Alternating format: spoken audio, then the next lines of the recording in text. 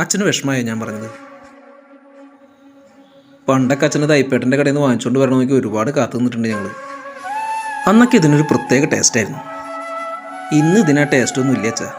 ഇപ്പോഴത്തെ കച്ചവടക്കാരൊക്കെ ലാഭം മാത്രം നോക്കി ഈ വറുത്ത എണ്ണയെ തന്നെ കോരിയിട്ട് വീണ്ടും വീണ്ടും വറുത്ത് ഇതിൻ്റെ പഴയ സ്വാദൊക്കെ പോയി. മാത്രമല്ല ഇതൊക്കെ ഇപ്പം കഴിച്ചു കഴിഞ്ഞാൽ എന്തൊക്കെ രോഗങ്ങളുണ്ടാവുമെന്ന് കണ്ടറിയണം. എന്നാലും അച്ഛനത് കൊണ്ടുവരുമ്പോൾ ഇതിനൊരു പ്രത്യേക ടേസ്റ്റൊക്കെ ഉണ്ട്. കുറച്ചുകൂടെ കൊച്ചിന് കൊടുക്കാം അല്ലേ? അത് വേണ്ടടാ, നീ പറഞ്ഞത് ശരിയാ. കൊച്ചിൻ്റെ ആരോഗ്യം കൂടി നമ്മൾ നോക്കണ്ടേ. ഈ എണ്ണയിൽ വറുത്ത് പൊരിച്ചതൊന്നും നമ്മുടെ കൊച്ചിന് കൊടുക്കണ്ട. എന്നാലും നമുക്കത് നൊസ്റ്റു തന്നെയാണ്. നാളെ ഒരു മത്സരത്തിലേ നല്ല നാടൻ ഏത്തപ്പഴം മേടിച്ചു കൊണ്ടുവരാട്ടോ.